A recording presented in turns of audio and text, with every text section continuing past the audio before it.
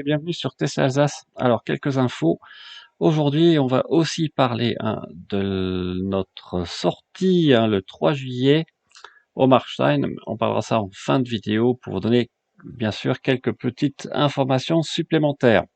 Donc, je voulais d'abord commencer par la nouvelle batterie de la Model S. Alors, il y a quelques infos intéressantes qui sont sorties sur Electrek et Motor Trend, comme quoi, d'abord, la capacité a diminué légèrement, à 100 kWh au lieu de 104. Néanmoins, l'autonomie n'a pas diminué, puisqu'on est toujours au-dessus de 400 miles pour la long range, donc c'est vraiment remarquable. Et par contre, ce qu'on voit ici, c'est que le voltage nominal est à 450 volts, alors que c'était 400 volts avant.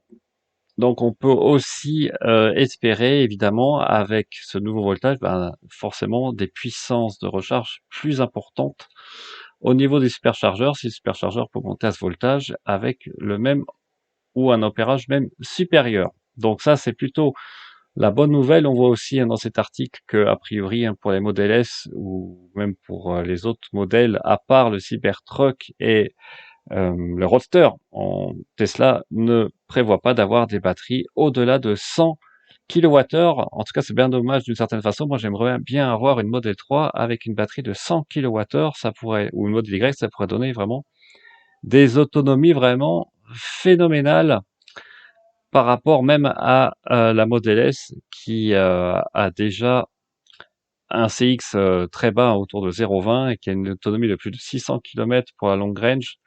Donc vous imaginez, la nouvelle Model 3 est à 560 la long range. Si on rajoutait 25 kWh, ça pourrait vraiment faire une autonomie entre guillemets théorique vraiment impressionnante WLTP. L'autre info du jour, c'est tout d'abord qu'a priori les modèles Y pourraient sortir entre guillemets de l'usine de Berlin autour de novembre cette année. Donc un retard pas si énorme que ça, et surtout il y a des plans qui sont sortis pour la production des batteries, des cellules 4680 à Berlin. Donc ça, c'est plutôt intéressant. La production pourrait se faire sur 4 étages, avec la production des anodes et cathodes au niveau du premier étage et la cellule elle-même sans, on va dire, les extrémités, si je puis dire, au niveau du troisième étage. Donc quand même un énorme espace dédié pour la fabrication de ces cellules 4680, vous savez, tablettes qui ont donc plus ces extrémités au pôle des cellules, qui donc sont encore plus faciles à intégrer les unes par rapport aux autres. Alors l'autre info intéressante aussi, avant de parler évidemment du partage probable des superchargeurs avec les autres constructeurs automobiles, mais ça on va en parler plus tard.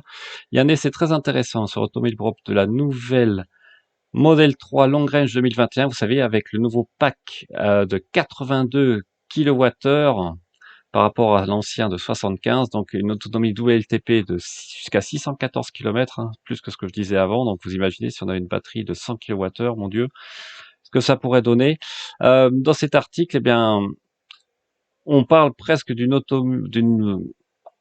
autonomie sur autoroute de 400 à 450 km, alors que moi je suis plutôt autour de 300, on va dire, pour être tranquille. Donc ça fait vraiment quand même une avancée notable de l'autonomie sur la Model 3, c'est vraiment remarquable. Alors concrètement, par exemple sur un trajet Mulhouse-Pau, moi avec ma voiture en partant à 100%, là c'est les données réelles que calcule la BRP, j'ai 1095 km en passant par Lyon, enfin Clermont-Ferrand, près de Bordeaux et descendre sur Pau, avec 1h23 de recharge pour arriver à 10% à Pau.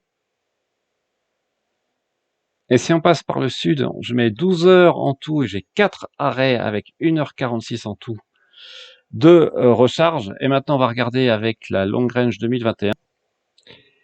Et bien là, je ne mets que 11h18 et je n'ai que 3 recharges au lieu de 4. Et puis surtout, vous voyez, je ne suis pas obligé de m'arrêter à Toulouse, puisque là, la voiture me dit qu'en partant à 100% de Narbonne, je pourrais arriver à Pau à 7%. Alors honnêtement, j'étais pas si loin que ça, moi, avec ma voiture pour arriver à Pau, mais pour être vraiment tranquille, je m'arrêtais après Toulouse au chargeur Ionity au sud-ouest de Toulouse.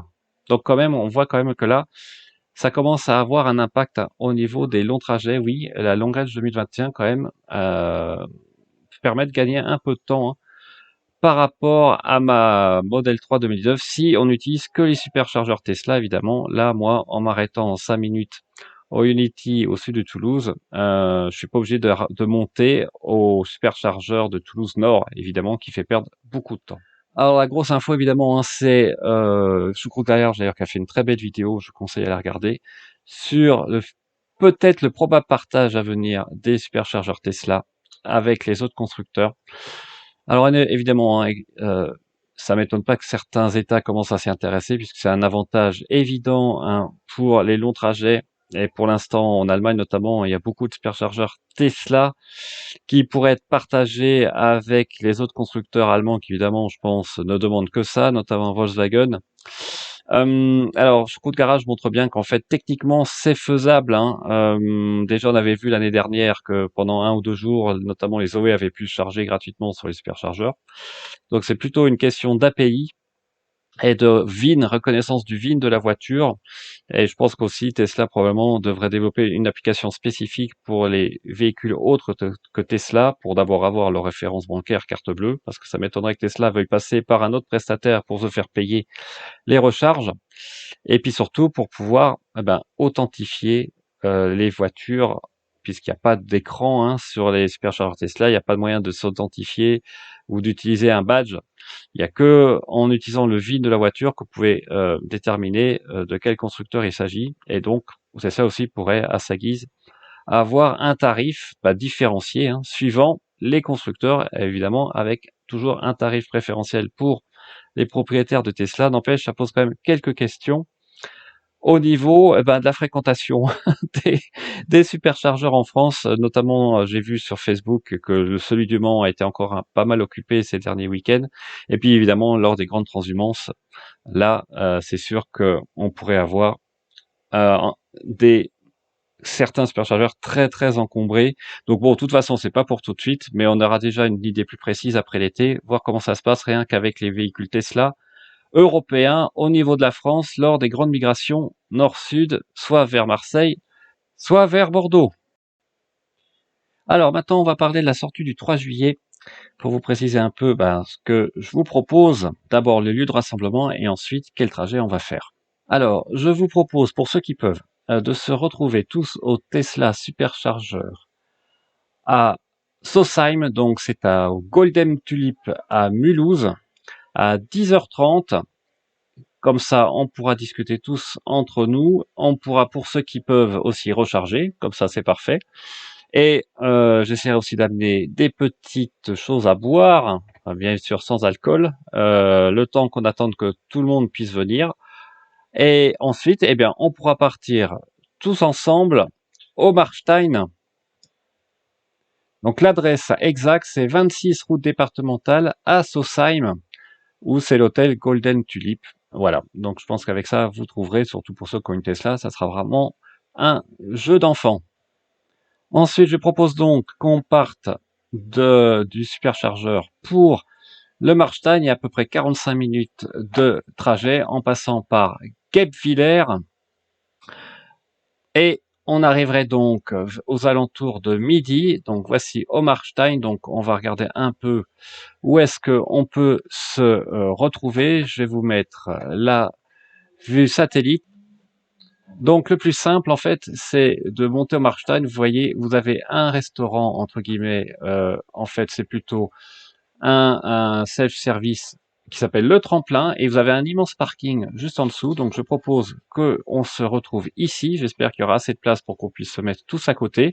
Et là, il y a deux solutions. Soit pour ceux qui veulent, vous pouvez venir même plus tard, si vous voulez venir après-midi pour manger chez vous, et on y restera au moins jusqu'à 14h, facile.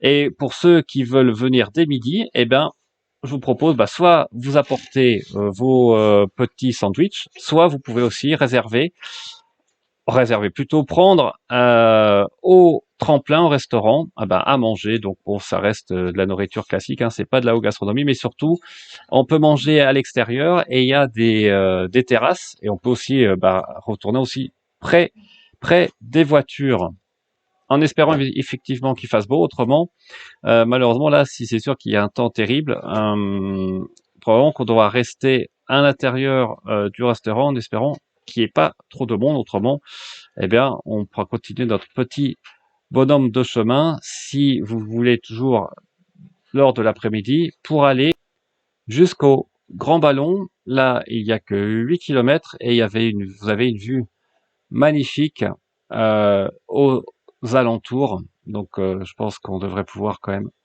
se garer euh, à côté du chalet, l'hôtel du Grand Ballon. On devrait quand même pouvoir y arriver. Bon, honnêtement, je ne sais pas exactement combien de voitures on sera, mais je compte qu'on sera au minimum une dizaine de voitures. Et puis évidemment, hein, ça dépend si vous voulez rentrer plus tôt chez vous. Vous pouvez aussi repartir directement du Markstein, sachant que moi, j'espère qu'il fera beau. J'amènerai aussi, hein, de mon côté, des boissons, des petits trucs à manger, à grignoter dans ma voiture. Donc voilà, on va essayer de faire ça convivial. Je voulais pas aussi forcer les gens à aller au restaurant, sachant que je ne sais pas exactement combien de personnes vont venir. Donc là, en fait, vous pouvez aller au self-service, vous servir si vous voulez, ou alors amener vos propres petites nourritures, sachant que moi aussi, je vais amener des petites choses de mon côté. Vous avez aussi le Luchurail, si vous venez avec vos enfants, ça peut être sympa. Et puis surtout, il y a une vue splendide sur toutes les Vosges. Donc voilà le plan. Vous pouvez me contacter à n'importe quel moment sur mon adresse email marcelcholin@gmail.com. Je vous donnerai par mon adresse email aussi comment me contacter par téléphone ou WhatsApp évidemment, afin qu'on puisse rester en contact évidemment tout au long du trajet et puis quand on arrive aussi au Markstein. Voilà, écoutez, j'espère que cette vidéo vous a plu. Je croise les doigts pour qu'il fasse beau le 3 juillet. Et puis, je vous souhaite encore un très bon week-end. Et on se dit à très bientôt sur Tesla Alsace. Ciao!